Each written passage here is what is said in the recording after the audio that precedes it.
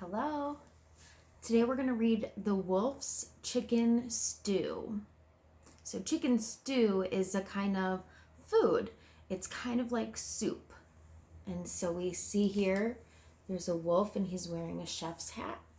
So it looks like he's going to be doing some cooking. And here's a chicken. So if we think of stories that we've read in the past, we can make a connection to text, right? So if we think about the Three Little Pigs, we know are wolves usually a good guy or a bad guy in stories that we read? They're usually a bad guy. So let's see what happens in The Wolf's Chicken Stew. It's by Kiko Kaja.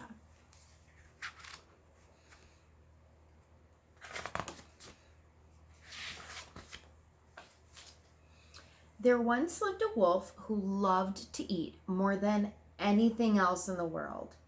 As soon as he finished one meal, he began to think about the next.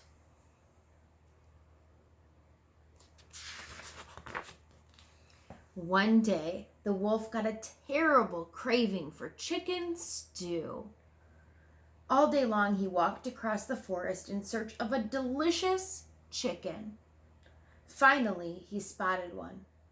Ah, she's just perfect for my chicken stew, he thought. So he really wants some chicken stew, which is like chicken soup. He has such a craving for it. Do you ever get such a taste for a food that you just have to eat it? You just have such a taste for McDonald's chicken nuggets or a cookie or ice cream. That's how the wolf is feeling. He's feeling like he has such a taste for chicken stew.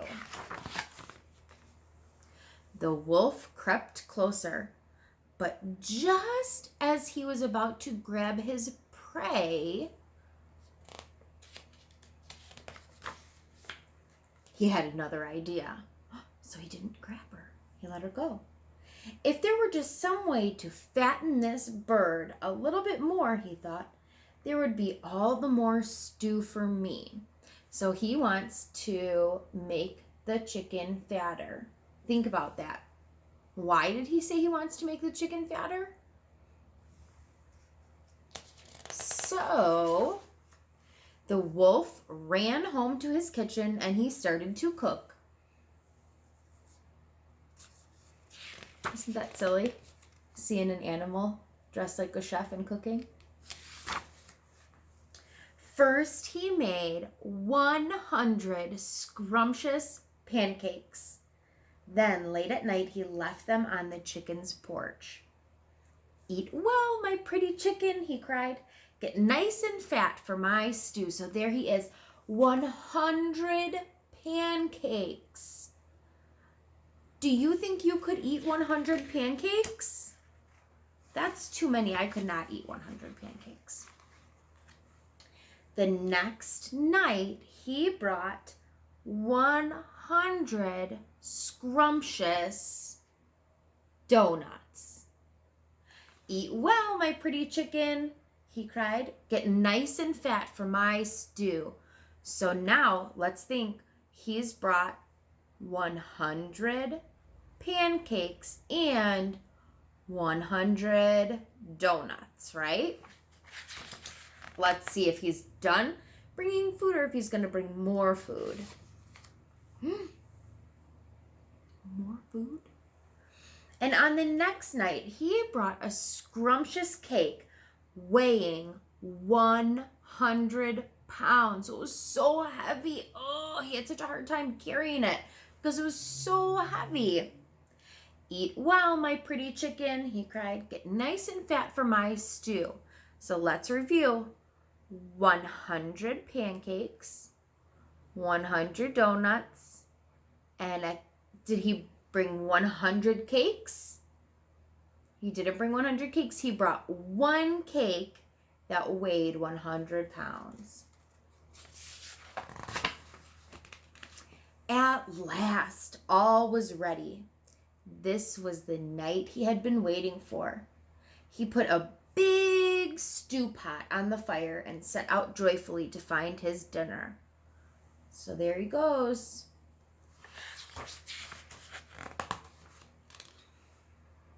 That chicken must be fat as a balloon by now, he thought. Let's see. But as he peeked into the chicken's house, the door opened suddenly and the chicken screeched, "Oh, it was you, Mr. Wolf."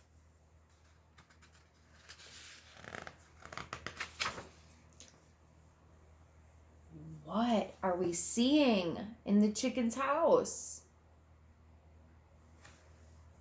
Chicks, right? Lots of them. Children, look, the pancakes and the donuts and that scrumptious cake, they weren't from Santa Claus. All those presents were from Uncle Wolf. All the chicks got to eat all that food. The baby chicks jumped all over the wolf and gave him 100 kisses. "Oh, thank you, Uncle Wolf. You're the best cook in the world." He thought he was going to cook some chicken stew, right? But instead, look at all these friends he made because he was bringing them food. Uncle Wolf didn't have chicken stew that night, but Mrs. Chicken fixed him a nice dinner. "Ah, shucks," he thought as he walked home. "Maybe tomorrow I'll bake the little critters 100 scrumptious cookies." And it looks like he did.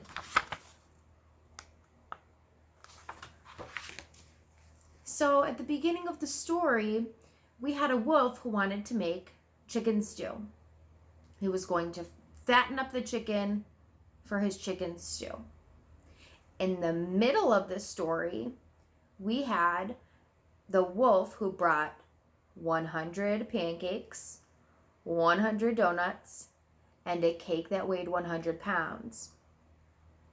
At the end of the story, what happened?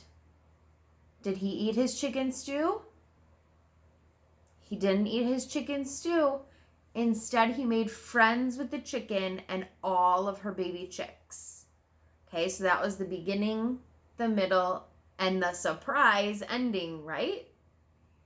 And some,